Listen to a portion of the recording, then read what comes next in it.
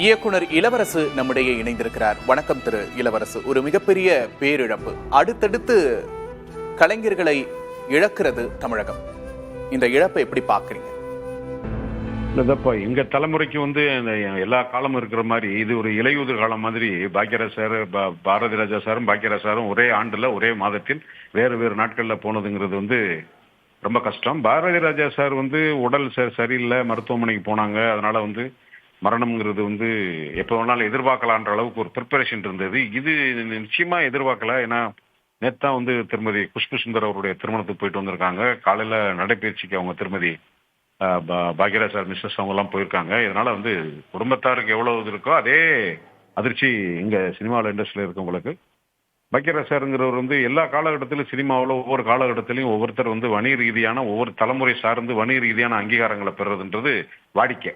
தமிழ் சினிமாவோட தொடக்க காலங்களில் தியாகராஜப்பா, உதர் பி சின்னப்பா, எம்ஜிஆர் ஐயா, சிவாஜி ஐயா, ரஜினிகாந்த், கமலஹாசன், அதுக்கப்புறம் விஜய், அஜித்னு சொல்லி தலைமுறை மாறுது.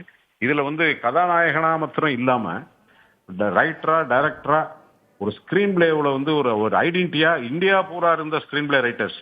சலீம் ஜாவித்ங்கிறது பாம்பேல ஹிந்தி இண்டஸ்ட்ரியில ரொம்ப நேம் ஓல்டு பர்சனாலிட்டிஸ். அவங்களே இவருடைய ஸ்கிரீன் பிளே ஒரு விவாதத்துக்கு எடுத்துக்கிட்டு இது எப்படி பண்ணீங்க, இதை எப்படி பண்ணீங்கிற அளவுக்கு 80கள் சினிமாவில் தமிழ் சினிமாவுடைய அடையாளமாக திகழ்ந்தது பாக்யராஜ் சார். அவர் வெறும் டைரக்டர் அல்லது ஸ்கிரீன் பிளே ரைட்டர், ஆக்டர்னு சொல்லி அடையாளப்படுத்த முடியாது. அவர் எல்லாத்திலுமே ஒரு பல்சுவை நிறைந்த ஒரு மகா கலைஞன். அவர் சாதுரியமா, ஷார்ப்பா வசனங்கள்ல சிவபுராஜர்கள் படத்துல ஒரு கதாநாயகனுக்கும் கதாநாயகி இன்ட்ரோடக்ஷன் சீனு.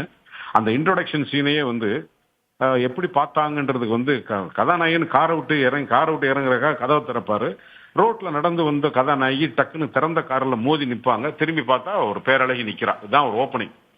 அது அன்னைக்கு அது பெருசா பேசப்பட்ட அன்றைய சூழல்ல ஒரு கதாநாயகி இன்ட்ரோடக்ஷன் சீக்வன்ஸை எப்படி அமைக்கணும். ஒரு ஜெயில தன்னுடைய பிறந்த நாளுக்காக கதாநாயகன் பிறந்த நாள் பரிசு கொடுக்கறதுக்காக போயிருப்பார் கைதிகளுக்கெல்லாம்.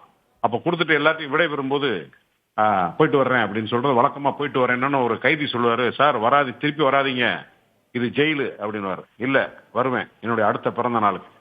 இப்படி ஒவ்வொரு இடங்கள்லயும் பலவிதமான விஷயங்களை ஷார்ப்பா சொல்லிடுவாரு. கைதின் டேரியில இவர் சார் தான் கதை வசனம். அதுல மலேசியா வாசகர் ஒரு அரசியல்வாதி, அவர் ஒரு குற்றம் புரிஞ்சிடறாரு. அதுக்கு ஆதாரமா கமலஹாசன் கதாநாயகன் கேரக்டர் ஒரு கையில ஒரு பேப்பர் வச்சிருக்கு. வினுச்சக்கரத்தை சார்ந்து காவல்துறை உயர் அதிகாரி. காட்சி பிரகாரம் அந்த போலீஸ் அதிகாரி கமல் சாரை பேசணும். என்னப்பா உனக்கு நான் சப்போர்ட் பண்றேன்னு அந்த பேப்பரை வாங்கி ஆதாரத்தை அளிக்கிறதுக்கு முன்னாடி அந்த கதாநாயகனுடைய இன்னசென்ஸை நம்ப வைக்கிறதுக்காக ஒரு வசனம் எழுதியிருப்பாரு. தண்டிக்கப்பட வேண்டிய குற்றவாளி. நிச்சயமா பல உணர்வுபூர்வமான தருணங்களை மக்களுக்கு கொடுத்தவர். நன்றி திரு இளவரசு.